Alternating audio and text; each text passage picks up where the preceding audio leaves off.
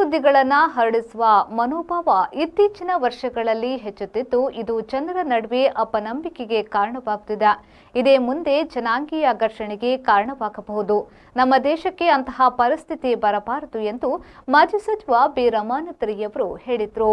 ಮಂಗಳೂರಿನ ಸಹೋದಯ ಸಭಾಂಗಣದಲ್ಲಿ ಲೇಖಕ, ಕಾಂಗ್ರೆಸ್ ರಾಜ್ಯ ವಕ್ತಾರ ಎಂಜಿ ಹೆಗ್ಡೆಯವರ ಭಾರತ ಮುಸ್ಲಿಂ ರಾಷ್ಟ್ರವಾಗುವುದೇ ಪುಸ್ತಕ ಬಿಡುಗಡೆ ಮತ್ತು ಗಾಂಧಿ ಮನೆಯ ಅವಲಕ್ಕಿಸರ ಕಾದಂಬರಿ ಪರಿಚಯ ಕಾರ್ಯಕ್ರಮದಲ್ಲಿ ಪುಸ್ತಕ ಬಿಡುಗಡೆಗೊಳಿಸಿ ಮಾತನಾಡಿದರು.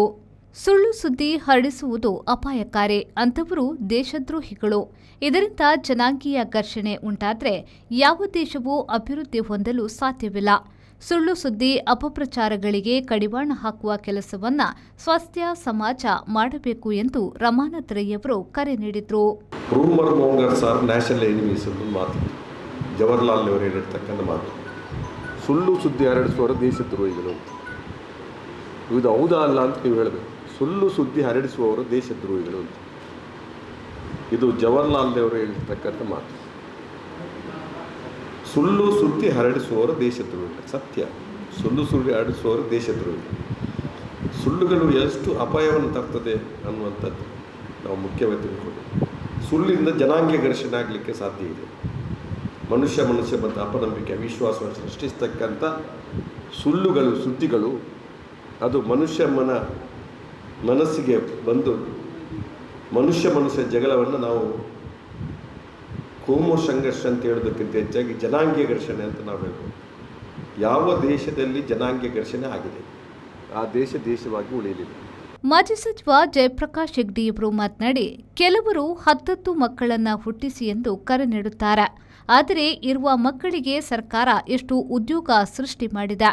ಉದ್ಯೋಗ ನೀಡಲು ಸಾಧ್ಯವಾಗದೇ ಇರುವ ಪರಿಸ್ಥಿತಿಯಲ್ಲಿ ಜನಸಂಖ್ಯೆ ಹೆಚ್ಚಾದರೆ ಇನ್ನೆಂತಹ ಪರಿಸ್ಥಿತಿ ಉದ್ಭವಿಸಿತ್ತು ಎಂದು ಪ್ರಶ್ನಿಸಿದರು.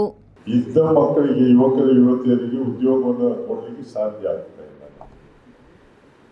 ಅದನ್ನ ನಾವು ಅರ್ಥ ಮಾಡ್ಕೊಂಡು ಎಷ್ಟು ಉದ್ಯೋಗವನ್ನು ಸೃಷ್ಟಿ ಮಾಡಿದೆ ಸರ್ಕಾರ ಅನ್ನುವಂಥದ್ದು ಅರ್ಥವನ್ನು ಮಾಡಿಕೊಂಡಾಗ ಜನಸಂಖ್ಯೆ ಜಾಸ್ತಿ ಆದರೆ ಇನ್ನೇನು ಪರಿಸ್ಥಿತಿ ಉದ್ಭವ ಆಗಬಹುದು ಅಂತ ನಾವು ಆಲೋಚನೆಯನ್ನು ಮಾಡ್ಬೋದು. ಈಗ ತಲತಲಾಂತರದಿಂದ 1300 ವರ್ಷಗಳ ಹಿಂದೆ ಆಳ್ಲಿಕ್ಕೆ ಬಂದಂಥವರು, ಮೊದಲು ಮೊಘಲರು ಬಂದರು, ಆಮೇಲೆ ಕ್ರಿಶ್ಚಿಯನ್ರು ಬಂದರು, ಬ್ರಿಟಿಷರು ಬಂದಾಗ ಅಲ್ಲಿ ಬದಲಾವಣೆ ಆದಂಥ ಪರಿಸ್ಥಿತಿಯನ್ನು ನಾವು ಸರಿಯಾಗಿ ಅರ್ಥೈಸಿಕೊಳ್ಳದೇ ಇದ್ದರೆ ಸಂಖ್ಯೆ ಎಷ್ಟು ಜಾಸ್ತಿ ಆಗಿದೆ, ಶೇಕಡಾವಾರು ಎಷ್ಟು ಜಾಸ್ತಿ ಆಗಿದೆ ಅಂತ ಆಲೋಚನೆಯನ್ನು ಮಾಡಿದರೆ ಮಾತ್ರ ನೀವು ಅದನ್ನು ಬರೆದು ತೋರಿಸಿದ್ದೀರಿ. ನಾನು ಅದನ್ನು ಜಸ್ಟ್ ಗ್ಲಾನ್ಸ್ ಮಾಡಿದೆ. ಕೃತಿಕಾರ ಎಂಜೆ ಹೆಗ್ಡೆಯವರು ಮಾತನಾಡಿ, ಭಾರತದ ಜನಗಣತಿ ಪ್ರಕಾರ ಮುಸ್ಲಿಮರ ಜನಸಂಖ್ಯೆ ಇರುವುದು 25 ಕೋಟಿ. ಮುಂದಿನ 25 ವರ್ಷಗಳಲ್ಲಿ ಭಾರತ ಮುಸ್ಲಿಂ ರಾಷ್ಟ್ರ ಆಗಲಿದೆ ಎಂದು ಕೆಲವರು ಹೇಳುತ್ತಾರೆ. ಅದು ಸಾಧ್ಯವಾಗಬೇಕಾದ್ರೆ ಮುಸ್ಲಿಮರ ಜನಸಂಖ್ಯೆ 125 ಕೋಟಿ ಆಗಬೇಕು. 100 ವರ್ಷಗಳಲ್ಲಿ ಇದು ಸಾಧ್ಯವಾಗಿಲ್ಲ, ಕೇವಲ 25 ವರ್ಷಗಳಲ್ಲಿ ಸಾಧ್ಯವಾ? ಈ ರೀತಿಯ ಸುಳ್ಳು ನರೇಟಿವ್ಗಳನ್ನು ಸೃಷ್ಟಿಸುವ ಮೂಲಕ ಧರ್ಮಗಳ ನಡುವೆ ದ್ವೇಷ, ಸಂಶಯ ಹುಟ್ಟು ಹಾಕುತ್ತಿದ್ದಾರೆ. ಇದನ್ನ ನಿಲ್ಲಿಸಬೇಕಾದ್ರೆ ನಾವೆಲ್ಲರೂ ಮಾತನಾಡಬೇಕು, ಬರೆಯಬೇಕು. ಇದು ಚಳವಳಿಯ ರೂಪದಲ್ಲಿ ಮುಂದುವರಿಯಬೇಕು ಎಂದು ಆಶಿಸಿದರು. ಭಾರತ ಮುಸ್ಲಿಂ ರಾಷ್ಟ್ರವಾಗುವುದು ಅಂತ ನಾನು ಫೇಸ್ಬುಕ್ ಅಲ್ಲಿ ಹಾಕಿದ ಕೂಡಲೇ ಆಗ್ತದೆ ಅಂತ ಕೆಳಗಡೆ ಕಾಮೆಂಟ್.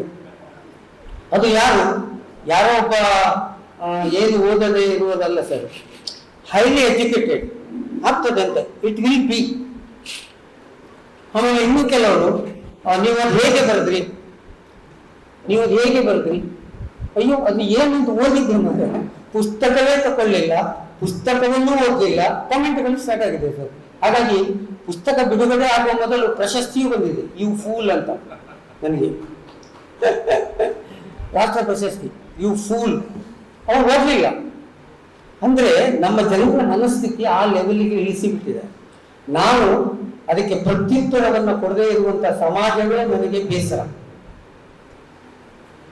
ನನಗೆ ಇದಕ್ಕೆ ಪ್ರತ್ಯುತ್ತರವನ್ನು ಕೊಡದೆ ಮೌನವಾಗಿ ನಮಗೆ ಸಂಬಂಧ ಇಲ್ಲಿ ಕೂತುಕೊಳ್ಳುವ ಸಮಾಜವನ್ನೇ ನಾನು ಧಿಕ್ಕರಿಸ್ತೇನೆ.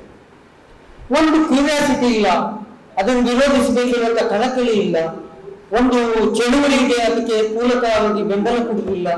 ಏನೋ ಆಗ್ತದೆ ಬಿಡಿ, ಹೋಗ್ತದೆ ಬಿಡಿ, ಆದ್ರೆ ಅದರ ಪರಿಣಾಮ ಎಲ್ಲಿಗೆ ಬಂದು ಮುಟ್ತದೆ ಅಂತ ಹೇಳಿದ್ರೆ ನಿನ್ನೆ ಪ್ರಾರಂಭವಾದ ಯುದ್ಧ. ಪತ್ರಕರ್ತ ಚಿಂತಕ ಎಕೆ ಕುಕ್ಕಿಲ ಅವರು ಭಾರತ ಮುಸ್ಲಿಂ ರಾಷ್ಟ್ರವಾಗುವುದೇ ಕೃತಿಯ ಕುರಿತು ಹಾಗೂ ಕಾದಂಬರಿಕಾರ ಪ್ರಭಾಕರ್ ನಿರ್ಮಾರ್ಗ ಅವರು ಗಾಂಧಿ ಮನೆಯ ಅವಲಕ್ಕಿ ಸರ ಕಾದಂಬರಿಯ ಕುರಿತು ಮಾತನಾಡಿದರು. MG ಸರ್ ಅವರು ನಿಜವಾಗಿ ಬರಿಬೇಕಾದದ್ದು, ನಾನು ಗ್ರಹಿಸ್ತಾ ಇರೋದು ಕಥಾ ಸಂಕಲನ ಅಲ್ಲ, ಕಾದಂಬರಿ ಅಲ್ಲ. ಅವರು ಇಂಥ ಪುಸ್ತಕಗಳನ್ನು ಮತ್ತೆ ಮತ್ತೆ ಬರಿಬೇಕು ಅಂತ. ಯಾಕಂದ್ರೆ ಕಥಾ ಸಂಕಲನ ನಾನು ಬರಿಬಹುದು, ಕಾದಂಬರಿ ಬರಿಬಹುದು. ಆದರೆ ಈ ಪುಸ್ತಕಕ್ಕೆ ಈಗ ಮುಸ್ಲಿಮರು ಭಾರತ ಮುಸ್ಲಿಂ ರಾಷ್ಟ್ರ ಆಗುವುದೇ ಅನ್ನುವ ಕೃತಿ ಆಗಿರ್ಬೋದು. ಈ ಮೊದಲು ಅವರು ಗಾಂಧಿಯ ಬಗ್ಗೆ ಕೂಡ ಪ್ರಶ್ನಾರ್ಥಕ ಹಲವು ಪ್ರಶ್ನೆಗಳ ಜೊತೆಗೆ ಉತ್ತರ ಕೊಡುವಂಥ ಪುಸ್ತಕ ಬರೆದಿದ್ರು. ಈ ಪುಸ್ತಕವನ್ನು MG ಸರ್ ಮಾತ್ರ ಬರೀತಾರೆ, ಅವರು ಮಾತ್ರ ಬರಿಬೇಕು. ಯಾಕಂದ್ರೆ ಅದಕ್ಕೆ ಹೆಚ್ಚು ತೂಕ ಇರುತ್ತೆ. ಮಾತ್ರ ಅಲ್ಲ, ಸಮಾಜಕ್ಕೆ ಈ ಹಿಂದಿನ ಬದುಕಿನ ಒಂದು ಅನುಭವ ಅವರ ಜೊತೆ ಇದೆ. ಆದ್ದರಿಂದ ಇಂಥ ಪುಸ್ತಕಗಳನ್ನು ಹೆಚ್ಚೆಚ್ಚು MG ಸರ್ ಅವರು ಬರಿಬೇಕು. ಸಮಾಜದ ಸುಳ್ಳುಗಳಿಗೆ ತಲೆಗೆ ಹೊಡೆಯುವಂತಹ ಸತ್ಯವನ್ನ ಬಿಚ್ಚಿಡಬೇಕು ಅಂತ ನಾನು ಅವರಲ್ಲಿ ವಿನಂತಿಸ್ತಾ ಇದ್ದೇನೆ. ನಾನು ಅವರನ್ನು ಕಂಡದ್ದು ವಿದ್ಯಾರ್ಥಿಗಳ ಸಮಸ್ಯೆ ಇಟ್ಕೊಂಡು ಬರುತ್ತಿದ್ದ ವೇಳೆ ಮೇಜು ಗುದ್ದೆ ಮಾತಾಡೋದು ಅವರ ಶೈಲಿ. ಆಗುವುದಿಲ್ಲ ಎಂದರೆ ನಾನು ನೋಡ್ತೇನೆ ಎಂದು ಸವಾಲೆಸೆದು ಹೊರಗೆ ಹೋಗ್ತಿದ್ರು.